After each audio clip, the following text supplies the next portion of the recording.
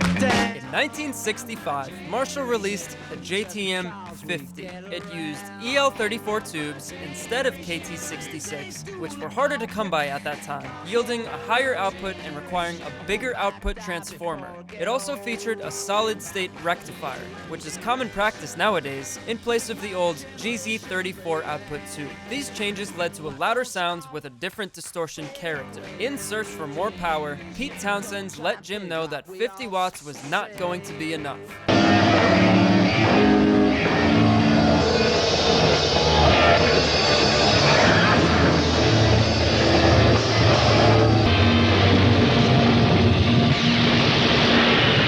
We wanted to blow their minds, go on and go, turn up the amplifier so that they couldn't hear themselves think. Pete had heard Dick Dale's 100-watt Fender amp scream through the speakers, and in Pete's words, he needed a quote-unquote sonic weapon.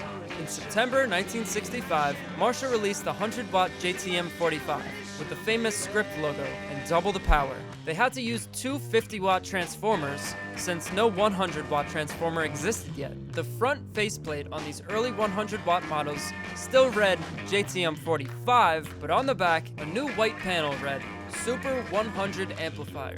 Over the next 4 years, this amp would evolve in various ways, available in lead, bass, and PA models, just like the original JTM 45.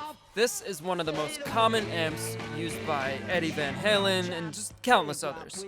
I'm not going to mention them all. Just, if you don't know what amp it is and it's a Marshall, it's probably one of these. To complement the unprecedented wattage of the new 100-watt head, Townshend asked for a single cabinet with 8 12-inch speakers. Jim told Pete that such behemoths would be a roadie's nightmare and suggested 2 4x12 cabinets stacked on top of each other. My guitar teacher was friends with the roadie who actually went to the Marshall store to pick up this monster, and he was actually one of the only ones who didn't quit because of it. Pete eventually came back and asked Marshall to cut it in half. What resulted was the first Marshall full stack, with a 100-watt head placed atop 2 4x12-inch cabs. Talk about a wall of sound. Forget all.